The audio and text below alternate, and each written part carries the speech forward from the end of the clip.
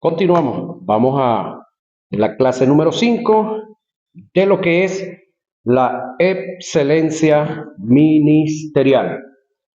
En conclusión, Dios puede usar un don espiritual para confirmar un llamado ministerial, pero nunca, oiga, para hacer el llamado al ministerio. Reitero esto, de lo que venimos hablando del tema número 4. En conclusión a lo que venimos hablando del 4, así que deben de oír para poder entender esto ahora.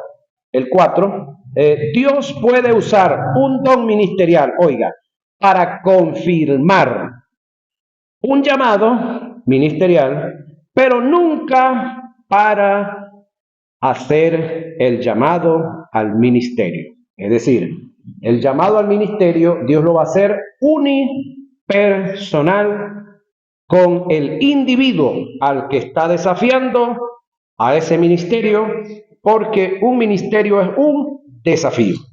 Eso es parte de lo que es un ministerio, un desafío. Es decir, Dios te llamó a un ministerio, eso es un desafío. Lo hace en lo personalmente primero contigo, y cuando tú te haces el musiú, cuando te haces el Willy, cuando te haces el rogado, cuando te haces el desentendido, entonces en lo externo te va a hacer el llamado a través de alguien. Ahora, quiero hacer una aclaratoria. Cuando Pablo en la primera carta que le escribe a Timoteo, en el capítulo 4, verso 14, le dice a Timoteo: no descuides el don que hay en ti, que te fue dado mediante profecía, con la imposición de las manos del presbiterio. Pablo lo que quiso decir que Timoteo recibió el don ministerial por profecía o por el conjunto de ministros. Pablo no quiso decir que Timoteo recibió el don ministerial por profecía o por el conjunto de ministros. Lo ilógico del caso es que el término que Pablo utilizó para hacer referencia al don fue carismata, que es el plural del singular carisma, por lo que Pablo en sí lo que expresó fue: no descuides los dones que Dios te concedió, cuando por inspiración profética los ancianos de la iglesia te impusieron las manos, habiéndolo antes recibido por la educación cognitiva que se tenga. Es decir, ¿por qué tampoco se debe salir al ministerio?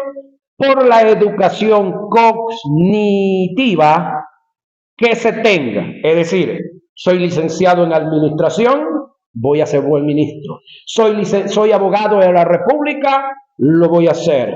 Vengo egresado de la Academia Militar, excelente ministro voy a ser. Voy a agarrar todos esos evangélicos y los voy a poner a pararse firme, a virar el moco. No.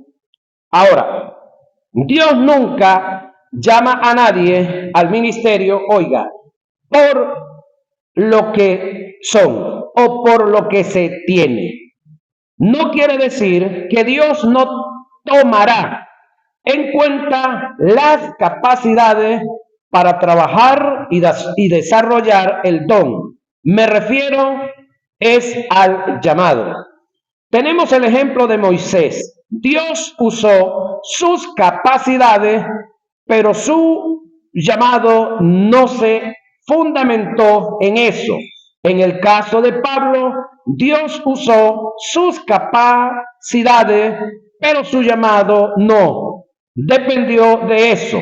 Conozco de personas analfabetas que desarrollaron un ministerio muy grande, que de una forma u otra, en la medida de su capacidad, fueron usados por Dios, pero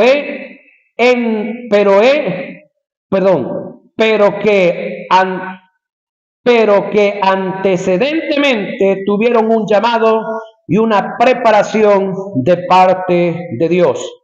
En Marcos capítulo 3, verso 13 dice que Jesús llamó a los que Él quiso. No vio en ellos las capacidades que tenían.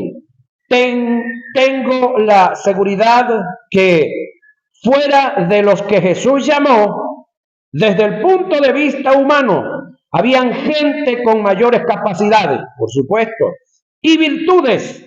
Ejemplo, un José de Arimatea y un Zaqueo o un Nicodemo tenían mejores capacidades económicas y se cree que educativas que todos los 12, pero no los llamó. Ellos estuvieron ahí cerca y atendieron y fueron gente útiles, pero a un ministerio no los llamó. Mi pregunta es, si el llamado es por lo que es, por lo que es y por lo que se tiene desde el punto de vista positivo, ¿por qué Jesús no los eligió a ellos? ¿Por qué escogió a gente con menores capacidades y virtudes? Mi pregunta es que el llamado de Dios no depende de la educación cognitiva que se tenga, sino de los que Él en su designio quiso llamar. Las 3 etapas del ministerio. Vamos a verlas. Entonces, en este caso, si analizamos un poquitico al caso de Moisés, usted se imagina ahorita el hijo del presidente de Estados Unidos, por decir un nombre.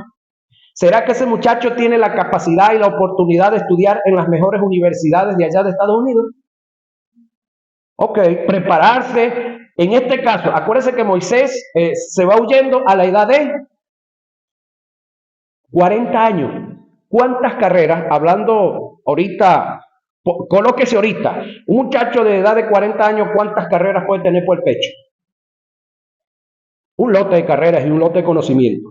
Siendo el hijo de la máxima autoridad de la nación. Preparado en todas las artes de guerra. Preparado en música, en todo. El caso de Moisés. Un hombre súper preparado. Pero con toda esa preparación no le sirvió porque a la primera salida al ministerio le quitó la cabeza a uno. ¿Sí? Y en el segundo intento de separar, de ser libertador, le manifestaron que había sido descubierto y tuvo que agarrar por monte. 40 años, la preparación. Llamado, preparación. Pero la que tenía era útil, sí, pero para el llamado no le era útil. Las 3 etapas del ministerio. Básicamente, toda persona que está ejerciendo un ministerio tuvo que haber pasado, oiga, por 3 etapas, aunque las desconozca.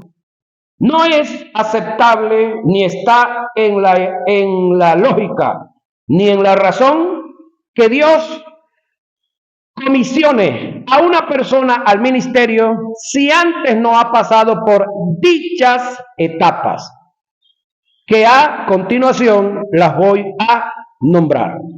Las 3 etapas del ministerio son llamamiento, por supuesto por Dios, no por los hombres, no por alguna organización.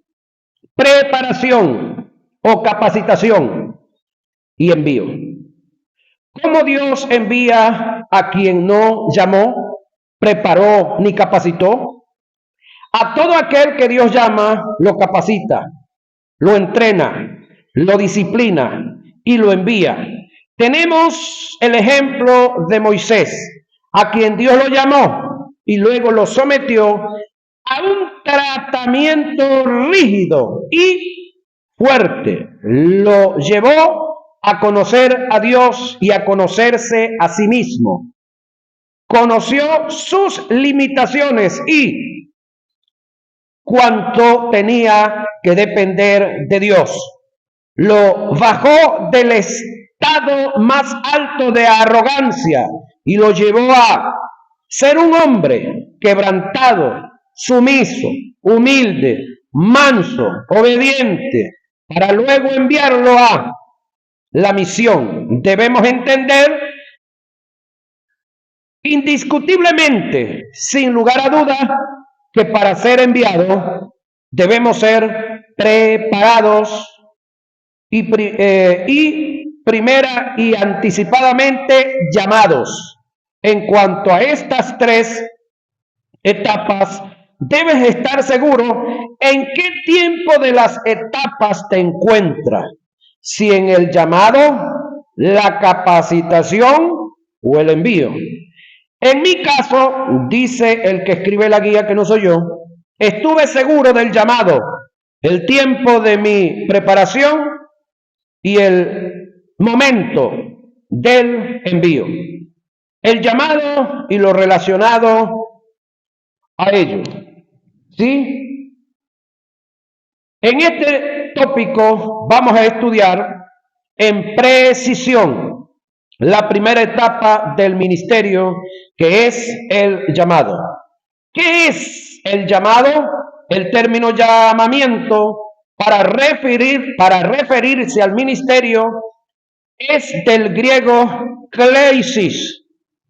Se refiere al llamado como una vocación. Filipenses 3:14, segunda a Timoteo 1:9. El llamamiento es aquello que nos, confronta con la voluntad de Dios y nos reta a vivirla y a cumplirla con todo esfuerzo y dedicación. El llamamiento no es un cargo, no es una profesión. El llamado al ministerio es una vocación. El llamamiento es una naturaleza adquirida de parte de Dios. El llamado sobrenatural, que no es de este mundo, señoras y señores. El llamamiento es aquello que Dios pone en el espíritu del hombre, del cual no puede despojarse. Es parte de su vida, de su existir, de su naturaleza. Es como un fuego que arde en el interior del hombre. Jeremías 27:9. Por esta causa, cuando una persona es llamada al ministerio, queda como destinado para ello, donde vaya, donde se meta, donde se esconda, por mucho que lo quiera ignorar, sabe que tiene un llamado de parte de Dios y que la única alternativa, Rafaelito, es cumplir con ese llamado. Alguien dijo: no hay mayor fracasado que aquel que fracasó en lo que Dios lo llamó a hacer, porque para efecto de Dios, para otra cosa no sirve. Esto es serio. Alguien dijo: el llamado al ministerio es como la mafia. Una vez que pasas a ser parte de ella, no la puedes abandonar, porque si lo haces, te matan. El ministerio es el ministerio en parte es igual. Si lo dejas, te mueres en vida, porque solo vives para lo que Dios te llamó a hacer.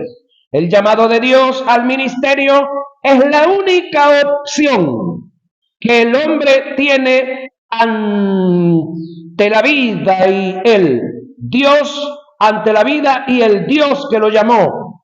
O lo haces o lo haces. En el llamado al ministerio no hay jubilación ni renuncia. Dejas de ser ministro cuando tu corazón deje de latir.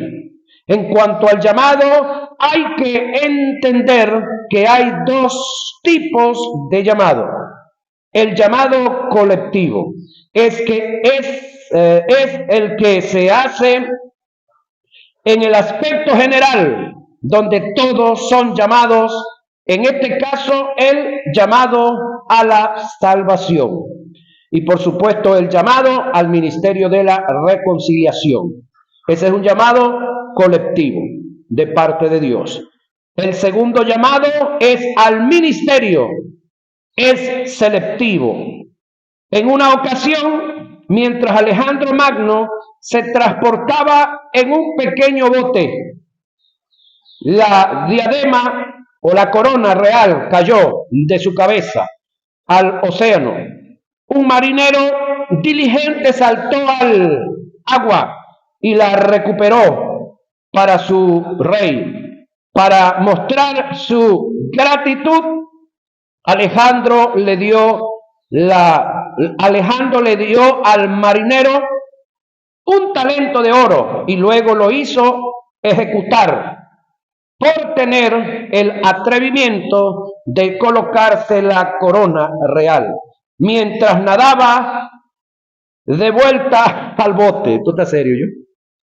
Estamos hablando de reyes, no estamos hablando de presidentes. Ya que esa corona cualquiera no era merecedor de ella. Es decir, le dio un talento de oro por causa de que la rescató, pero le quitó la vida por el uso que le dio, que no debía de darse. No estamos hablando de sentimientos de los suyos y de los míos, no. Estamos hablando de gente con un corazón, pero pudiéramos decir aparentemente sin sentimiento. Hablando de Alejandro Magno, ¿no? El mismo principio se da con el don ministerial. No todo el mundo es merecedor de el llamado al ministerio. Se caracteriza por una selección. Es un grupo selecto y minúsculo que Dios escoge y elige dentro de aquellos que llamó a la salvación. Dios no llama a todos para ser domata o conferirle un don ministerial. Es un porcentaje muy pequeño que son honrados con este llamado.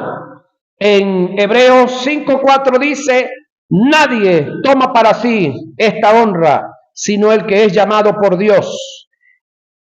Este pasaje encierra una verdad irrefutable, llena de gran compromiso, que nos debe hacer crear conciencia de lo serio y lo comprometedor que es fungir, oiga, en un cargo ministerial, y lo penado que sería, o en este caso fingir, ¿no? Fungir en un cargo ministerial, y lo penado sería el fungir, correcto.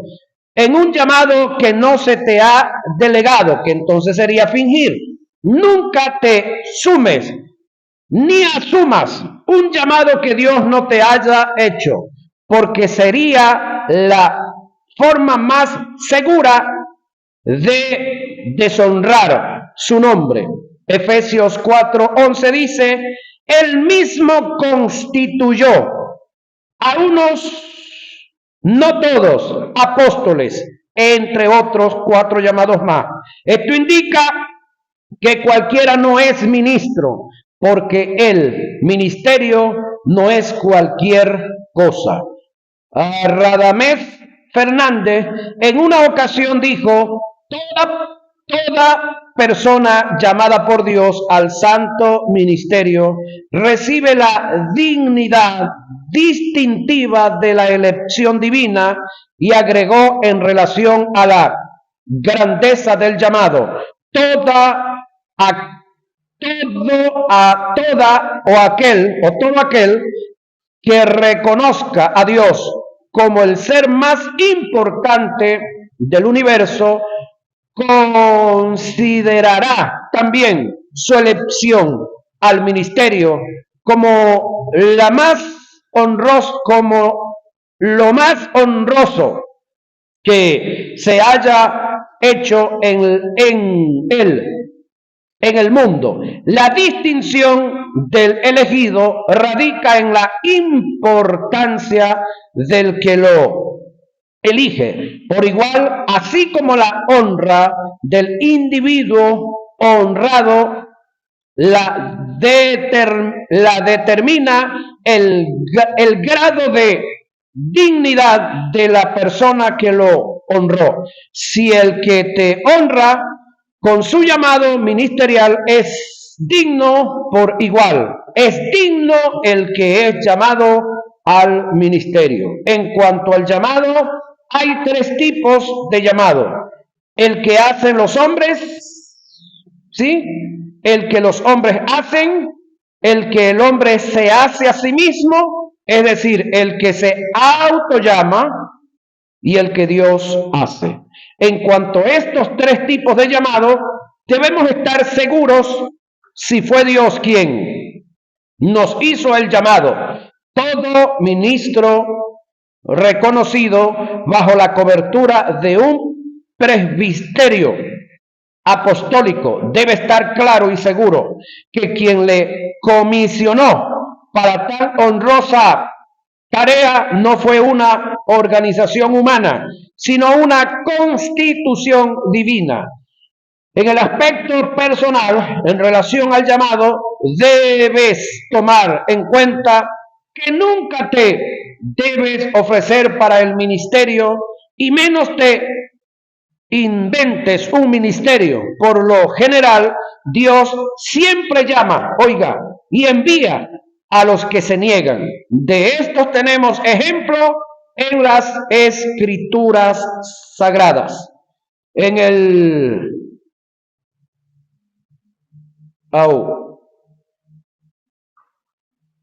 caso de Moisés, que no quería asumir el llamado, dando las más grandes excusas para no ir, pero con todo eso Dios lo llamó. El caso de Jonás, quien hizo una huida total en una embarcación al sentido contrario del lugar de su llamado. Se rehusó, pero a él fue a quien Dios llamó. En el caso de los discípulos, no tenían ni la remota idea de lo que es un ministerio. Todos estaban en sus labores. Pedro en la pesca.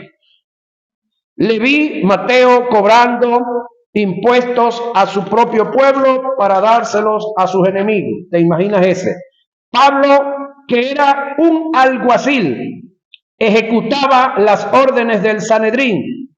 Observó que en el momento que fueron llamados estaban en sus labores. Oiga, ninguno de ellos se imaginaba que Dios en su providencia los había escogido para el ministerio. Así es el caso nuestro. Dios en su voluntad es el que escoge para el ministerio. Deja que sea Él quien te llame. No aceptes el llamado de los hombres. No te llames tú mismo, ni te ofrezcas para el ministerio. Acuérdate que en el ministerio no hay lugar para los que se ofrecen. En el ministerio no hay ofrecidos, hay elegidos. El otro caso es que Dios no responde bajo ningún aspecto o circunstancia por aquellos que se autollamaron o por los que los hombres llamaron. Dios es responsable por todo aquel que llamó, capacitó y envió. Charles o Carlos H. Spurgeon, el príncipe de los predicadores, en una ocasión dijo: Dios respalda al que llama, el que se infiltra que se les arregle como pueda. Una persona que se ofrece o se autollama no tiene derecho para la exigencia. En lo personal, confieso que he pasado momentos difíciles en el ministerio, en lo económico, por causa de enfermedad, tentaciones, y Dios ha sido fiel al llamado que me hizo, librándome de todas ellas, en un supuesto negado que Dios me dejara padecer por causa del pacto ministerial y del llamado que me hizo en lo personal, tengo derecho a hacerle exigencia a Dios, porque yo no me metí en el ministerio. Él me llamó. Y esta es la ventaja de ser llamado y no de autollamarse, ni atender el llamado de los hombres. El que llama es fiel para responder a los que llaman. ¿Quién hace el llamado? Dios es el que llama. En Efesios 4:11 dice, y él mismo, oiga, refiriéndose a Jesús, constituyó, observe que quien constituye es Jesús, no hay otro. No es el Espíritu, no es Jehová. El que constituyó los 5 ministerios es Jesús. En Hebreos 5:4 dice, nadie toma para sí esta honra, sino el que es llamado por Dios. El término Dios aquí es Cristo. Aunque en este texto se está haciendo referencia al sacerdocio, pero se puede aplicar a los ministerios tomando en cuenta el principio. En Hechos tenemos registrado una palabra profética que Dios le diera a Pablo por el Espíritu a través de Ananías, en confirmación a su llamado. El texto dice, el Dios de nuestros padres te ha escogido para que conozcas su voluntad, porque serás testigo suyo a todos los hombres. El llamado es tan de Dios que Pablo en Filipenses 3:14 se refiere al ministerio como el supremo llamamiento. El término supremo llamamiento del griego es o demuestra el más grande de los llamados. Esto indica que dicho llamado solo lo puede hacer Dios por la naturaleza del llamado.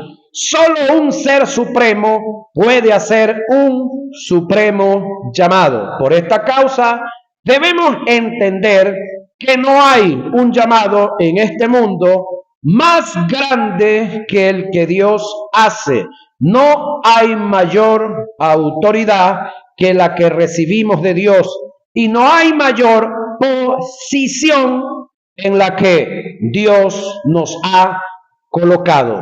Pudiéramos nosotros tener y entender este nivel de llamado que tenemos y no cometeríamos tantos errores como muchas veces los cometemos por causa de no conocer este gran llamado, y el no valorar el gran llamado es porque no conocemos muy bien al que nos hizo el llamado.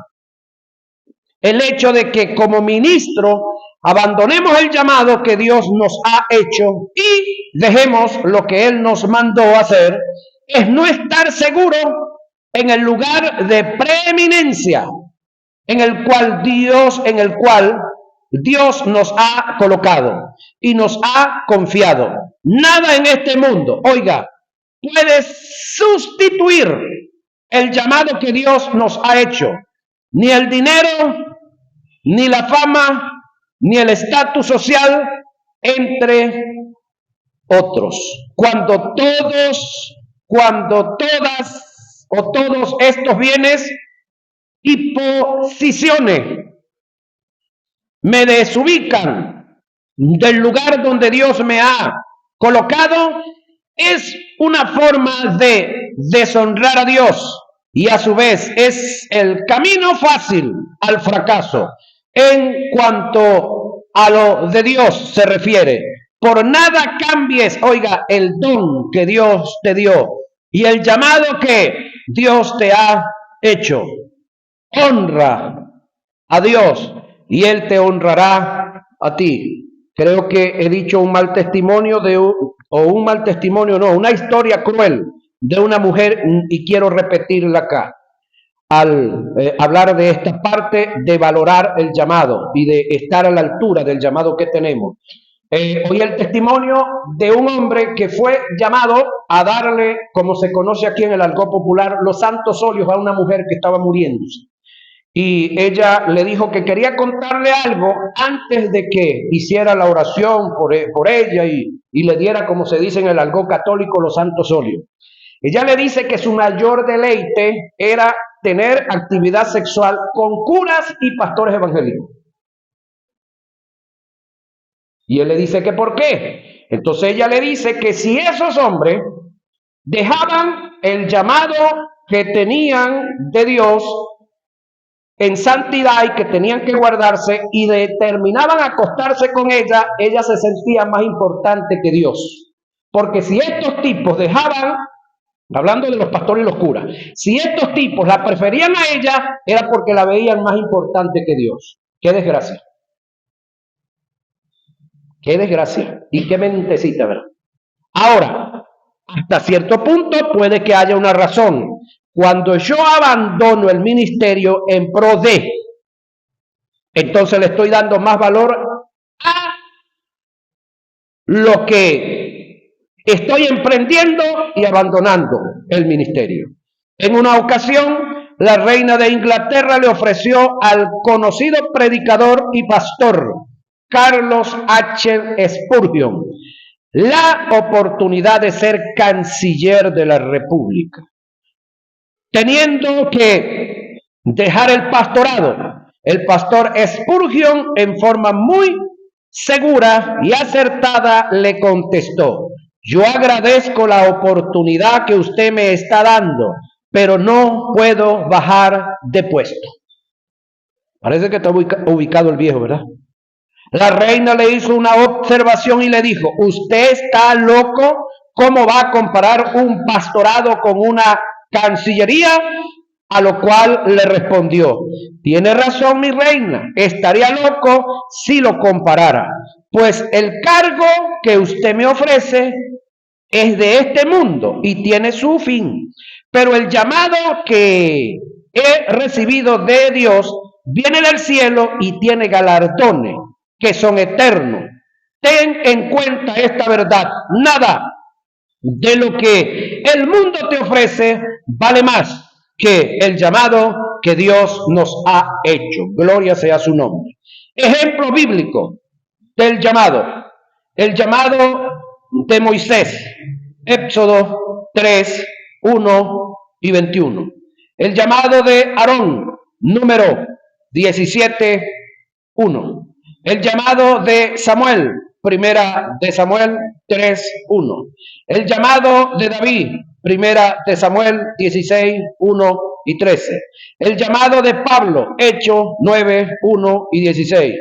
Apacentando Moisés las ovejas de Jetro, su suegro, sacerdote de Madián, llevó las ovejas a través del desierto y llegó hasta Horeb, monte de Dios, y se le apareció el ángel de Jehová en una llama de fuego, en medio de una zarza.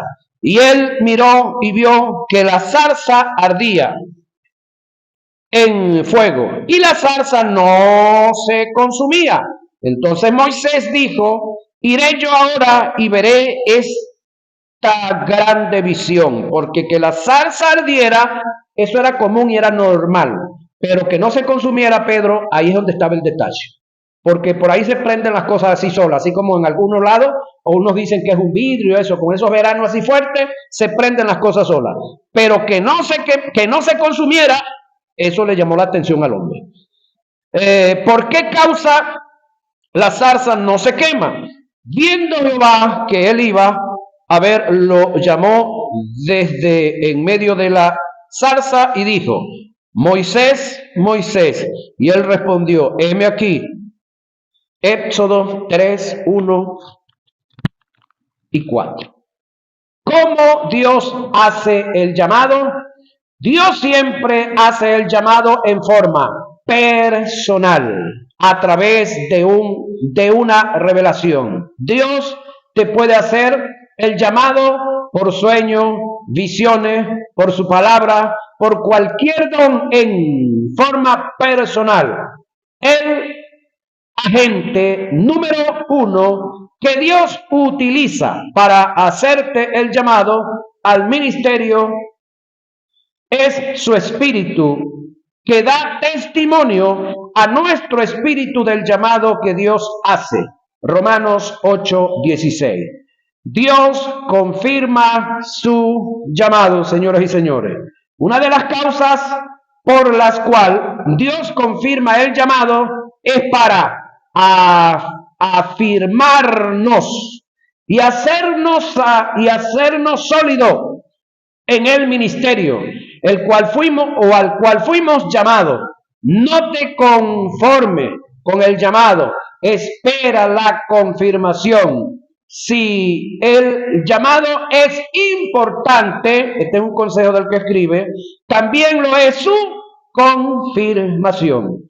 Como ministro, maestro, he pasado momentos difíciles en todas las áreas de ministerio, y una de las cosas que me ha sostenido, además de el Espíritu Santo y la fe en la palabra, es la seguridad que tengo en el llamado que recibí de Dios. De no estar seguro del llamado de Dios en el correr del tiempo, en el ejercicio del ministerio, se puede dar la posibilidad de que a causa de los tropiezos, los ataques y las pruebas, entrarás en un mundo de incertidumbre, de confusión y de interrogante, desviándote del propósito de Dios,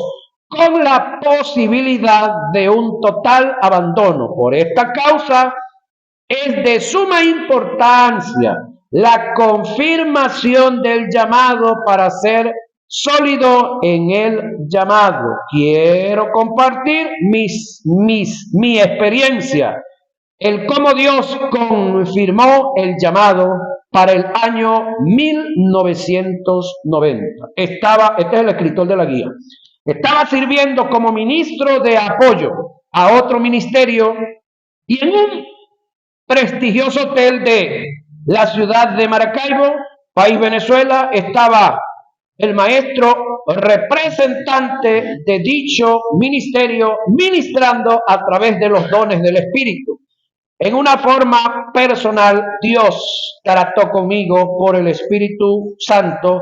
En ese mismo lugar, escuché al Espíritu y me dijo: José, así como el Espíritu que estaba en Elías cayó sobre él de Eliseo, el mismo don ministerial que he puesto en mi siervo, el que estaba ministrando, lo he puesto en ti. Tú eres maestro de mi palabra. En mi interior y mi ignorancia le pedí a Dios confirmación de lo que estaba recibiendo. En ese mismo momento, a escasos segundos, el ministro que estaba ministrando me interrumpió y me dijo: José, el Espíritu de Dios me dice que le estás pidiendo confirmación de algo. Se me hizo un nudo en la garganta y empecé a sollozar.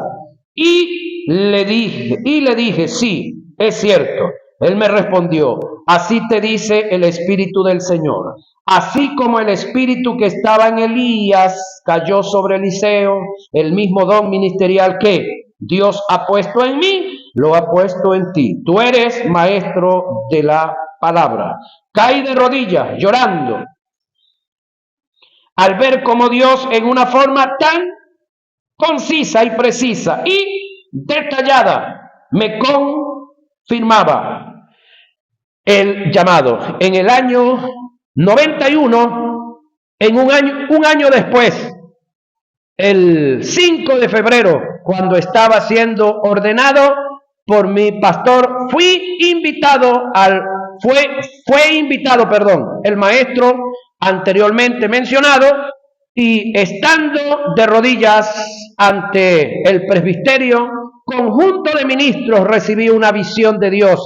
Vi una mano que me entregaban un libro un libro de color dorado, y escuché una voz que me dijo 5 palabras.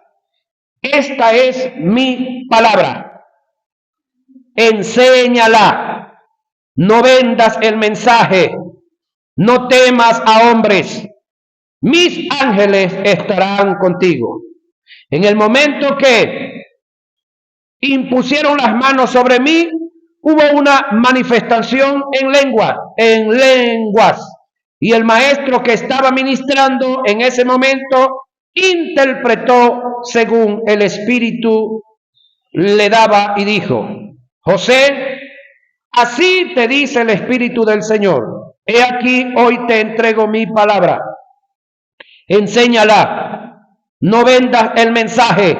No temas a los hombres, porque mis ángeles están contigo. Lo mismo que recibí de Dios en visión fue confirmado por la profecía dada en lenguas e interpretación. Con este tipo de confirmación no hay lugar a la duda ni para el abandono, pase por donde pase. Tú sabes como sabes que Dios te hizo un llamado y que tendrás el respaldo de Él. Hay 2 personas que tienes que estar seguro del llamado que Dios te hizo. Dios y tú. Y eso es suficiente. Mi consejo: no te conformes con el llamado. Espera en silencio la confirmación del llamado. ¿Cómo confirma Dios el llamado? En este caso, Dios va a utilizar 4 factores que son determinantes para confirmación del llamado. A continuación voy a mencionar y a detallar cada uno de ellos, señoras y señores, pero el tiempo jugó en contra nuestra y se nos fue el tiempo. Entonces, esto lo dejamos para mañana, señoras y señores. Esto se pone